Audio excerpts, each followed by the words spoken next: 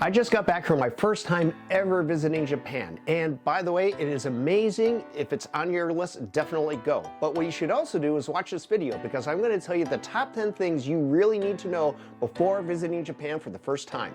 The first thing you need to know is that as soon as you land in Japan, get yourself a Suica card. Suica cards are basically like debit cards, and you can use them almost anywhere. You can use them at vending machines. They're especially helpful when using public transit. You can link your iPhone payment method to a Suica card in the transportation card section. If you don't have an iPhone, you can just go ahead and you can get a Suica card at pretty much any terminal as soon as you land in Japan. One important thing to remember is that the money you put on stays on the card. You can't cash it out at the end of your trip. Fill it up as you go with cash, and we'll get to cash in a few minutes. The number 2 thing you need to know about packing for Japan is you can pack light. For one, leave room for souvenirs that you're going to come back, because you're going to bring back a lot. But another thing to remember is that by packing light with a carry-on or a large duffel or even a backpack, there are travel bins everywhere. So you don't have to worry about lugging your stuff from train station or if you're going from city to city. You can put it in a luggage locker and you're good to go. The number 3 tip that you need to know is about language. Now, English is not as widely spoken in Japan as it is in other countries. Most people know a little bit of English, and you should know a little bit of Japanese as well. Know the basics like yes, please, no, thank you, hello, goodbye, but also have a translator app handy. It'll make your life a lot easier. Tip number 4 is the cultural differences. If you're coming from the United States, Canada, or even Western Europe, you will notice that culture in Japan is very different. It's an incredibly respectful society in the sense that people pay attention to the rules. People are very quiet, they're not very loud and very boisterous. You'll really notice this on trains when the unspoken rule is you don't talk on the trains, at least not in a loud voice. Tipping, for instance, is frowned upon. You don't tip under any circumstances. When you walk into an establishment, whether it be a hotel or a small business, if shoes are on the floor, that's a clue for you to take your shoes off as well.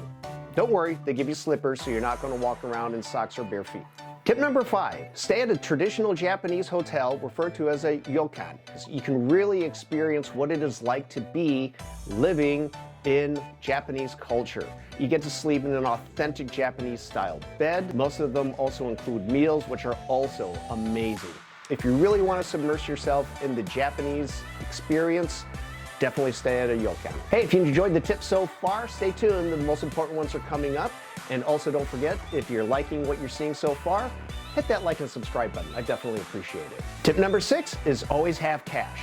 And this ties back to tip number 1, because if you don't have an iPhone and you need to get a Suica card, the only way you can get a Suica card is by putting some cash into the machine and getting your Suica card in return. Not every place accepts Suica cards. Not every place accepts cards of any sort. There are some places you're just going to need cash, and it's good to have handy. Tip number 7, have comfortable shoes.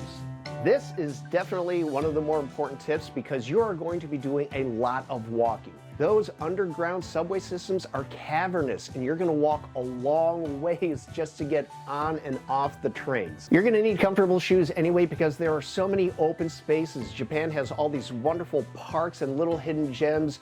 You're going to be on your feet one way or another. Tip number 8, be a foodie. There is so much unique cuisine and different types of food. Be adventurous. There are a lot of things that are going to seem foreign to your Western palate, but I can tell you from firsthand experience, a lot of it is really delicious and amazing. Just make sure you go in with an open mind and an open mouth. Tip number 9, keep your passport with you at all times. Odds are you may never have to pull it out, but in that rare instance that you will, you'll be glad you have it. And of course, I've saved the best for last. What is the top tip that I can give for anyone traveling to Japan? Spend as much time as possible. There's so much culture, so much tradition, so much history to see.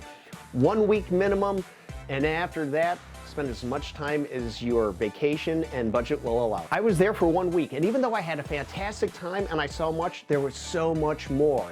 And in fact, the more time you spend there, the more that you realize there is to do. So there you have it, my top 10 tips that I can give you for your first time visiting Japan. If you've got some additional tips, please leave those in the comments below. And again, if you enjoyed this video, hit that like and subscribe button, and thanks for watching.